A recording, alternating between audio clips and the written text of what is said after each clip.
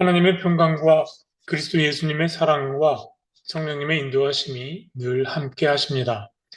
묵상 말씀은 시편 41편입니다. 봉독합니다. 가난한 자를 보살피는 자에게 복이 있으며 재앙의 날에 여호와께서 그를 건지시리로다. 여호와께서 그를 지키사 살게 하시리니 그가 이 세상에서 복을 받을 것이라. 주여, 그를 그 원수들의 뜻에 맡기지 마소서. 여호와께서 그를 병상에서 붙드시고 그가 누워 있을 때마다 그의 병을 고쳐 주시나이다. 내가 말하기를 여호와여 내게 은혜를 베푸소서. 내가 주께 범죄하였사오니 나를 고치소서 하였나이다.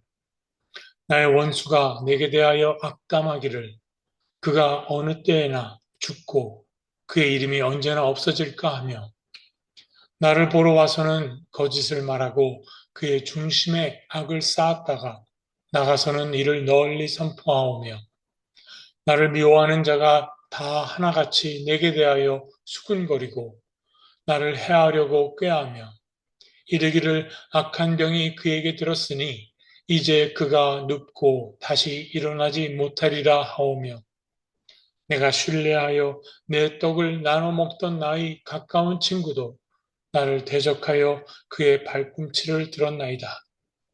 그러하오나 주 여호와여 내게 은혜를 베푸시고 나를 일으키사 내가 그들에게 보응하게 하소서.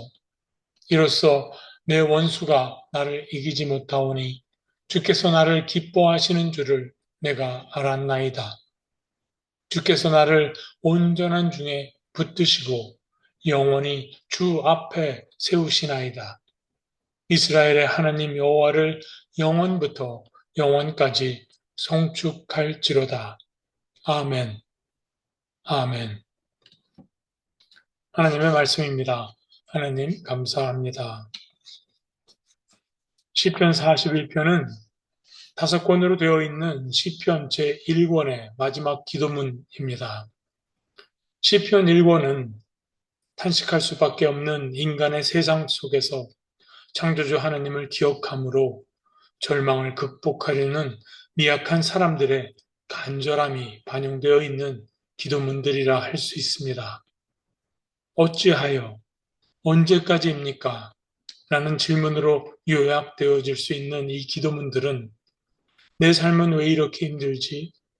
나는 어디에 소망을 둬야 하나? 이 고통스러운 삶의 질곡으로부터 구원받을 수 있는 길은 어딘가 하며 때론 차분히, 때론 슬프게, 때론 격하게 성찰하며 삶의 본질을 찾아가는 기도자들의 모습들을 담고 있습니다. 오늘 시편 41편은 그 결론에 해당하는 기도문에 해당한다고 하겠습니다. 시편 41편은 크게 네 부분으로 나누어 볼 수 있는데 1절부터 3절까지는 인생에서 깨달은 지혜와 교훈을 축복문에 담아 전달합니다. 4절부터 10절까지는 기도자를 괴롭히고 있었던 질병이 야기한 사회적 소외의 현실 속에서 그가 얼마나 고통을 받고 있는지를 이야기하고 있고 11절과 12절은 그럼에도 불구하고 하나님이 자기를 지키실 것에 대한 확신과 견뎌내야 하겠다는 강인한 의지를 피력합니다. 마지막 13절은 인생의 걸어온 발자국마다 함께 동행하시며 도와주신 하나님을 찬양합니다. 이스라엘의 하나님 여호와를 영원부터 영원까지 송축할지로다. 아멘, 아멘. 이로써 13절은 시편 41편의 기도문의 송영이자 제1권 전체의 송영도 됩니다. 여호와께서 그를 병상에서 붙드시고 그가 아플 때 건강을 회복시켜 주신다. 3절의 기도자의 기도가 눈에 띕니다. 바쁜 삶을 살며 영혼과 육체가 하나로 연결되어 있다는 사실을 간과할 때가 있습니다. 영혼이 병들면 육체가 병들고 육체가 병들면 영혼이 병듭니다. 정신도 당연히 영향을 받습니다. 뭐가 먼저니 나중이니 따지는 것은 의미가 없습니다. 어느 하나가 앓으면 다른 하나도 앓는 식으로 모두가 하나로 연결되어 있기 때문에 영혼을 소중히 여기면 당연히 육체도 소중히 여겨야 합니다. 그런데도 영혼을 소중히 한다면서 육체를 혹사하는 경우가 얼마나 많은지요.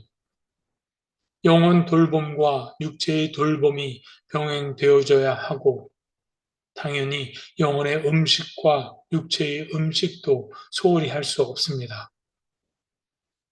북이스라엘에서 아합 왕이 통치하던 때 바알의 선지자들과 누가 진정한 신인가를 두고 갈멜산에서 대결하여 승리한 엘리야가 왕비 이스벨의 살해 위협이 두려워 도망했던 일이 있었습니다.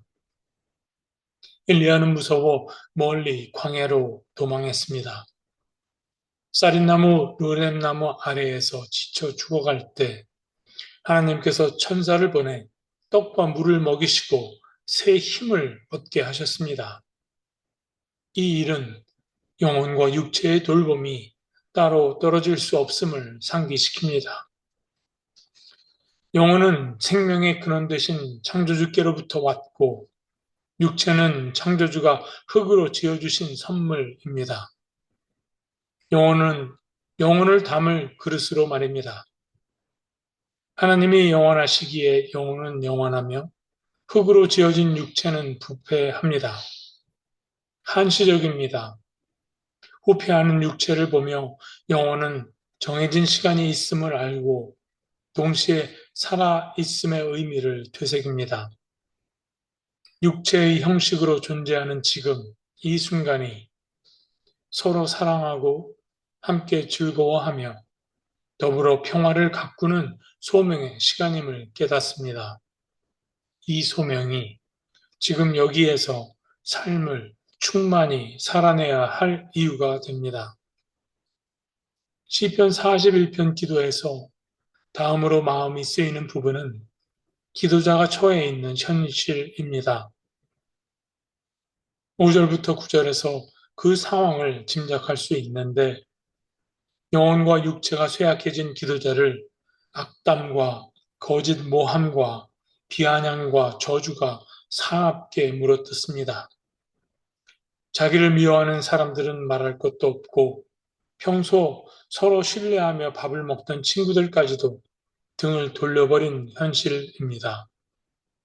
시인은 철저하게 사회로부터 소외된 채 외롭습니다. 무슨 일이 있었던 걸까요? 어떤 개인이 또는 공동체가 고통을 겪을 때 무사람들이 가장 큰 관심을 보이는 부분은 고통받는 이유입니다. 어째 그런 일이 일어났대? 뭘 어쨌길래? 뭘 잘못했는데? 고통의 이유를 설명하려 하고 훈계하려 듭니다. 인정하기 싫겠지만 이것은 일종의 우월감의 표현입니다. 그런 고통을 받고 있지 않는 나는 너보다 낫다는 그런 자만감 말입니다. 진실로 소외되어 외로운 사람에게 가장 필요로 하는 것은 옳다, 그르다, 색안경을 벗어버리고 묵묵히 들어주는 귀와 쇠약해진 육체를 보양해줄 음식입니다. 그래서 가장 불행한 사람은 들어줄 귀도 먹을 건강한 음식도 없는 고독한 사람들일 것입니다. 41편으로 구성된 시편 제1권을 마치면서 시편 제1권의 묵상을 한 문장으로 정리해 봅니다. 소망은 오직 하나님께 있다. 소망은 얼마나 긍정적인 태도를 갖고 있나, 얼마나 자기 확신에 들어차 있나에 달려있지 않습니다.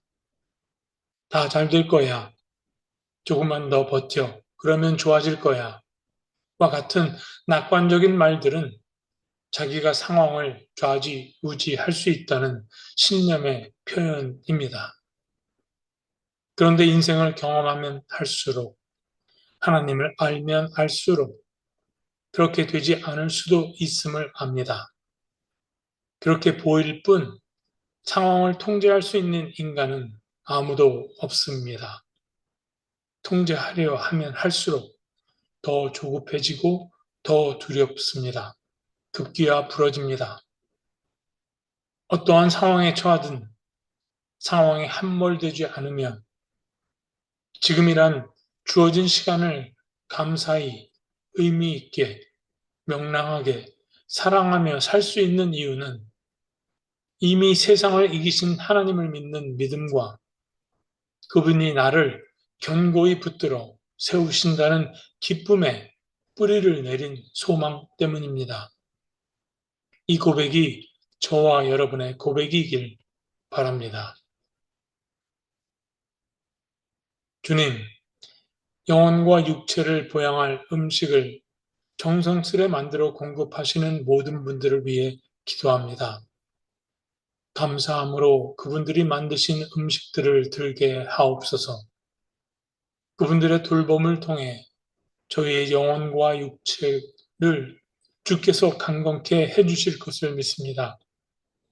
그분들과 그분들의 가정에 주님의 위로와 평강이 늘 충만하길 기도합니다. 그분들의 섬김을 본받아 저희도 영혼과 육체의 음식이 결핍된 사람들에게 음식을 공급하는 사람들 되게 하옵소서. 예수 그리스도의 이름으로 기도드립니다. 아멘.